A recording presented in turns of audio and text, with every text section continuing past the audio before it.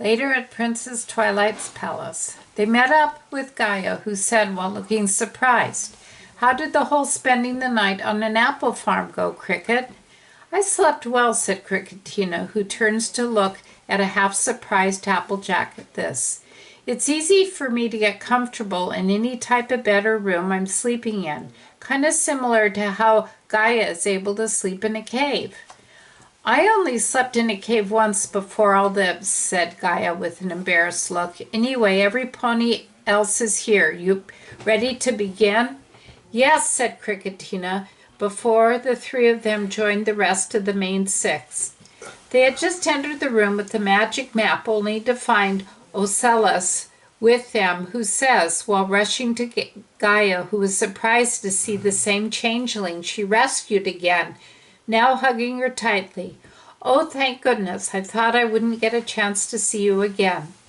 Gaia looked toward Princess Twilight, who was at the table giggling, before noting her confusion as the EVERBEAST was trying to keep herself from passing out from the really tight hug.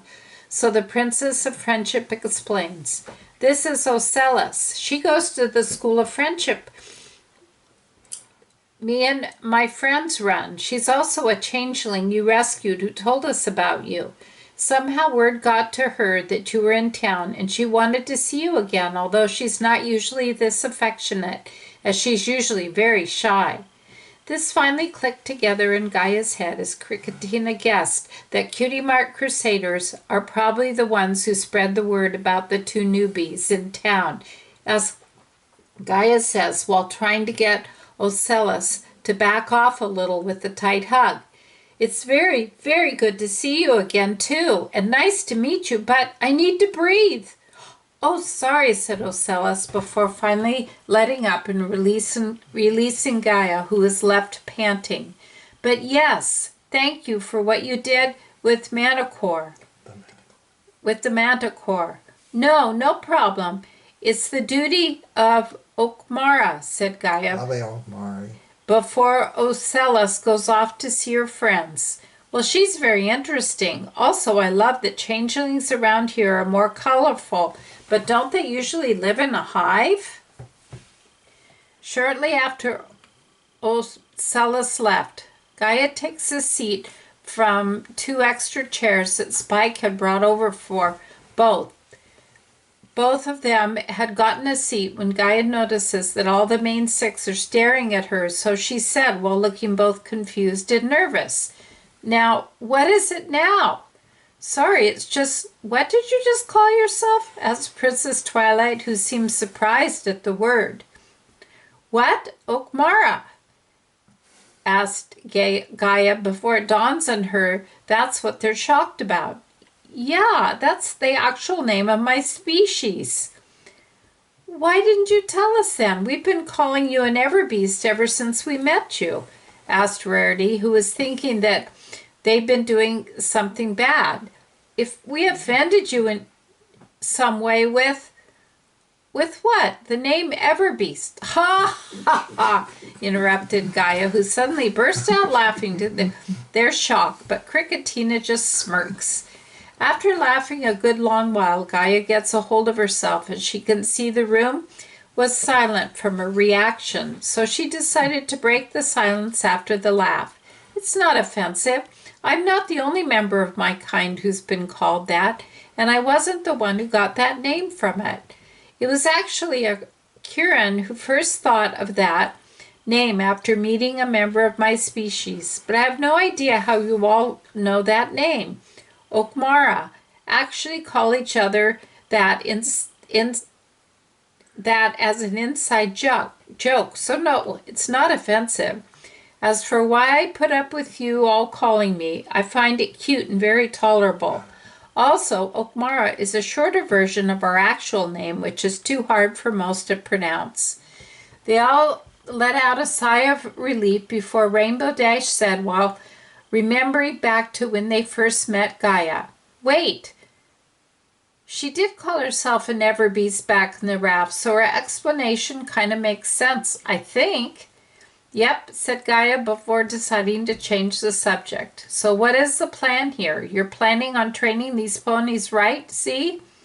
Hold on. Before we start, I need to tell you all about what Cricketina is attempting, said Applejack all of a sudden. Cricketina wants to take Apple Bloom on as an adventuring protege. This surprised look from the rest of the main six before Rarity says while glaring at Crickemoth, "No way, she's a lady and—" "I'll stop you both there," said Cricketina, who suddenly uses a strange spell to mute them. They literally couldn't make a sound. "First off, Applejack, I told you I haven't asked your sister yet. It's her choice. And second, what right does Rarity have to protest this?" "Rarity is the older sister to Sweetie Belle, one of Apple Bloom's friends in the CMC," explained Princess Twilight, who was trying to hold Rainbow Dash back at charging at Cricketina for using kind of a spell on her friends. "Oh, I see," said Cricketina, before raising the same hand she used to silence them. "I told Applejack I have no intention of putting any innocent children in actual danger earlier, and your overprotective side is justified, but you're forgetting that you yourself have a chance to learn wild magic from me. If she accepts, you'll be training alongside your little sister, and you can warn me if I'm about to do something unsafe for a child her age. Now I'm about to undo the silent spell I have on you, and Rarity, you can please act like adults?" They all nodded before Rainbow Dash speaks up. "Okay, I'm going to bring up an issue we had back when we met you in the town we found you in. Why can't you teach us wild magic? I get it's something with our porous, was it? Auras, Cricketina corrected. Cricketina before rolling her eyes. "You all have good auras, yes, but your potential depends on your skills and growth as individuals. Applejack here just gave a good example." "Oh, how?" asked Applejack, who found that she was about to get into an argument with her. "Simple, your stubborn hold on your old ways," said Cricketina, who got Applejack to shut up, but she continued as she points to Rainbow Dash. "As for you, you're the barrier of the element of loyalty, but you don't always hold up to honor of holding this title. Your aura gives away that you like to brag a lot, in everything, you and every pony around you too.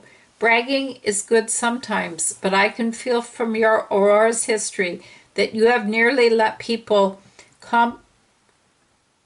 complimenting your skills boost your ego. So much to a point that you forgot to stand by your friends when you need them most. There are different reasons for the rest of you not to have the potential to learn wild magic, and some of you share the problems, or all of you, but we can bring that up at training. You can try to change my mind by working with those I will train, but only time will tell what can happen." They all relent and agree. Back to the training. "I think near the apple orchard would work fine for location," said Applejack, and the others nodded. "Fine with me. We'll try to work the time of training into all your work schedules," said Cricketina before they ended the meeting. To be continued.